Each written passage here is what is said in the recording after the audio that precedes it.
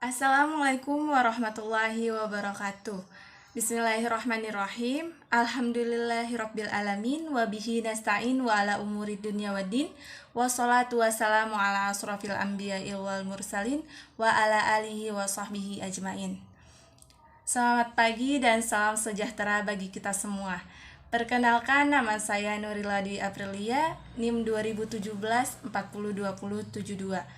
Sebelumnya saya ucapkan terima kasih kepada Bapak Dosen Zainuri Pamuji MPDI selaku dosen pengampu mata kuliah Administrasi Pendidikan dan teman-teman sekalian yang saya banggakan.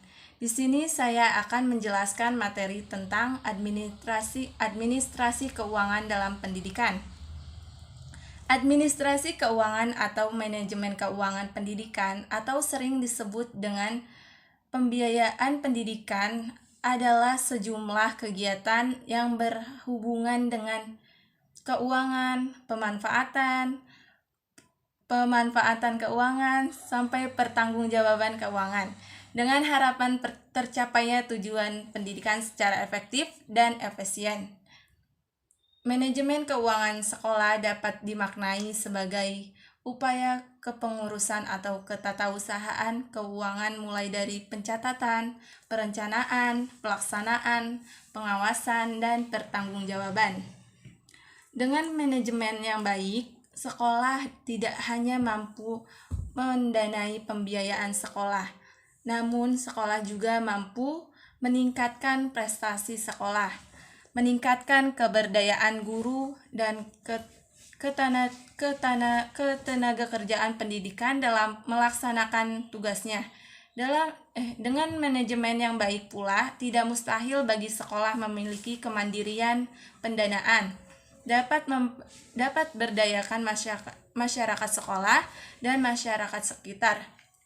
Selanjutnya, ruang lingkup manajemen keuangan pendidikan yang pertama yaitu ada perencanaan anggaran atau budgeting.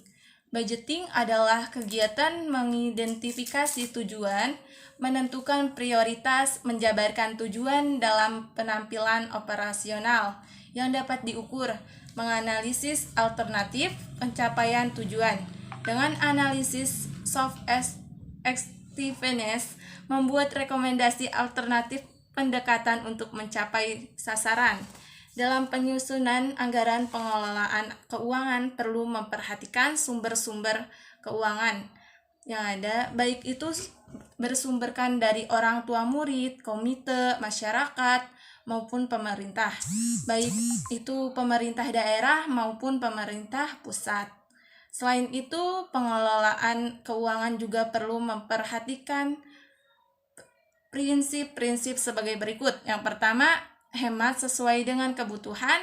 Yang kedua, terarah dan terkendali sesuai dengan rencana. Yang ketiga, tidak diperkenankan menggunakan dana untuk keperluan di luar keperluan kegiatan belajar dan mengajar. Dalam penyusunan anggaran pengelolaan keuangan perlu memperhatikan sumber-sumber keuangan yang ada, baik itu bersumberkan dari orang tua murid, komite, masyarakat maupun pemerintah, baik itu pemerintah pusat maupun pemerintah daerah gitu. Yang kedua, pembukaan atau accounting. Pembukaan atau accounting dalam manajemen keuangan dapat meliputi dua hal. Yang pertama, pengurus menyangkut kewenangan menentukan kebijakan menerima dan mengeluarkan uang. Kepengurusan ini disebut juga dengan istilah kepengurusan tata usaha. Yang kedua, kepengurusan yang menindaklanjuti urusan pertama, yakni menerima, menyimpan, dan mengeluarkan uang dalam pengelolaan keuangan. Hendaknya kepala sekolah memberikan arahan serta bimbingan kepada seluruh staf yang diberikan kepercayaan untuk mengelola keuangan sekolah. Berikut ini beberapa hal yang perlu diperkenalkan pada staf berkaitan dengan pembukuan keuangan sekolah, yaitu ada buku pos, faktur, buku kas, lembar cek, jurnal, buku besar, buku kas pembayaran uang sekolah, buku kas piutang neraca percobaan. Yang ketiga ialah pemeriksaan auditing. Adalah kegiatan yang menyangkut pertanggungjawaban penerimaan, penyiapan, penyimpanan, dan pembayaran atau penyerahan yang dilakukan bendahara kepada pihak-pihak berwenang. Terdapat beberapa bentuk auditing, yaitu yang pertama, pemeriksaan laporan keuangan. Kegiatan ini bertujuan untuk menentukan apakah keseluruhan laporan keuangan merupakan informasi yang sudah terukur dan terverifikasi sesuai dengan kriteria tertentu. Yang kedua ialah pemeriksaan audit operasional adalah pemeriksaan atas keseluruhan atau bagian manapun dari prosedur atau metode operasi suatu organisasi yang bertujuan untuk mengetahui efektivitas dan efisien. Yang keempat ialah pertanggungjawaban. Pelaporan dibuat sebagai bentuk pertanggungjawaban keuangan kepada kalangan internal lembaga atau eksternal yang menjadi stakeholder lembaga pendidikan. Selanjutnya ialah sumber-sumber keuangan pendidikan. Yang pertama ada sumber keuangan dari pemerintah. Disediakan melalui jalur anggaran rutin dalam daftar isian kegiatan atau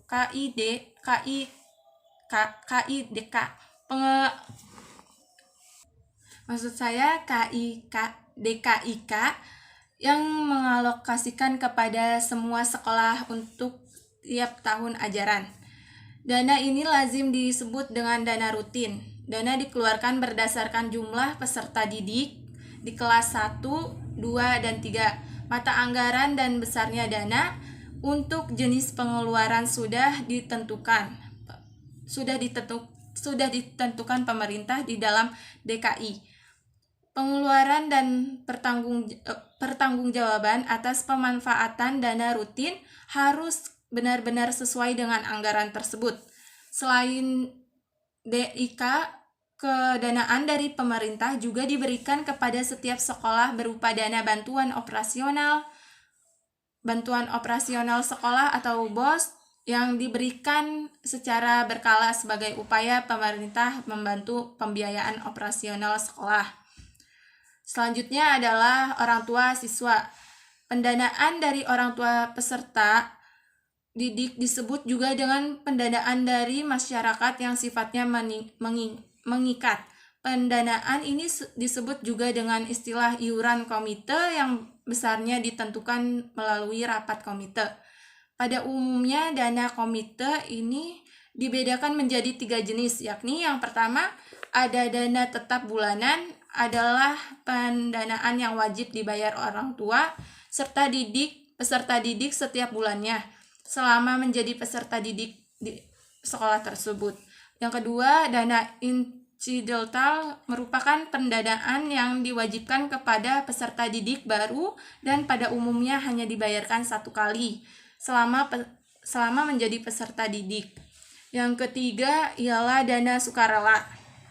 Adalah pendanaan yang diberikan secara sukarela oleh peserta didik atau orang tua peserta didik.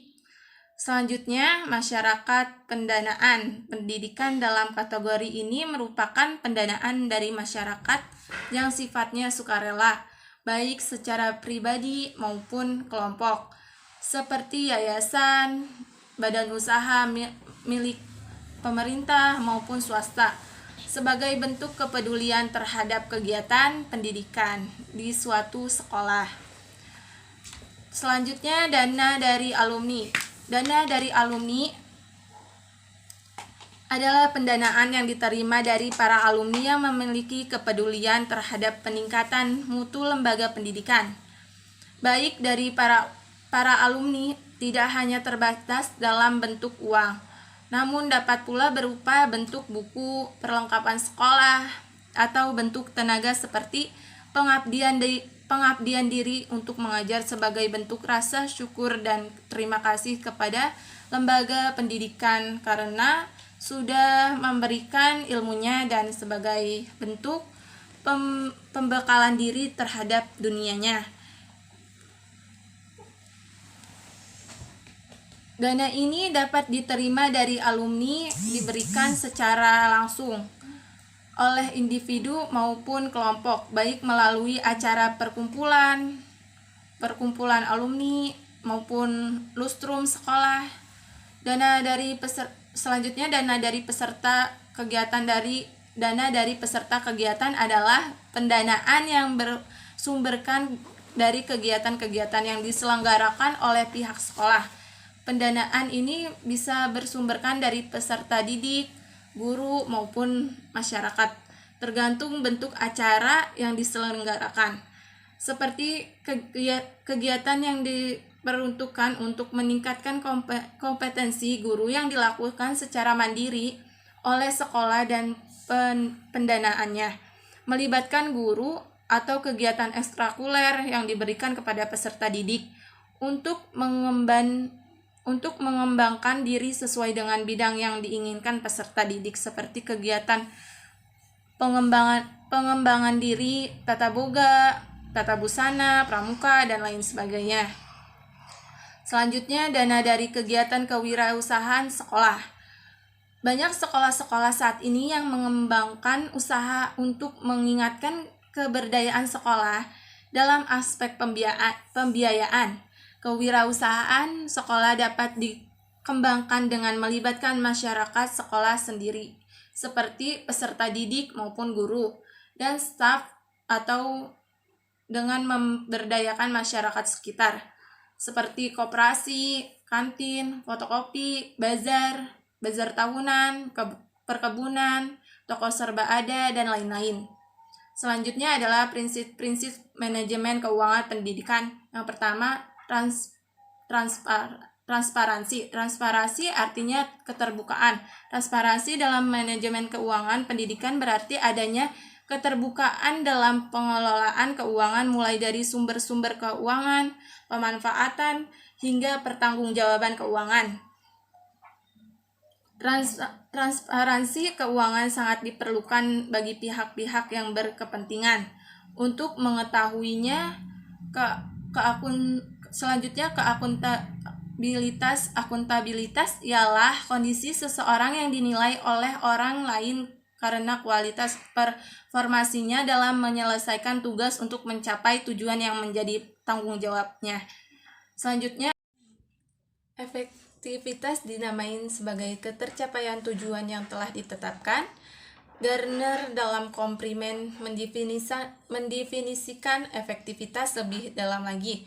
Efektivitas tidak sampai pada ketercapaian tujuan, akan tetapi sampai pada kualitatif yang hasil yang dikaitkan pada tujuan dan visi misi lembaga. Selanjutnya, efisiensi. Efisiensi adalah perbandingan terbaik antara masukan atau input dan keluaran atau output, atau antara daya dan hasil. Daya yang dimaksud berupa pikiran, waktu, dan biaya.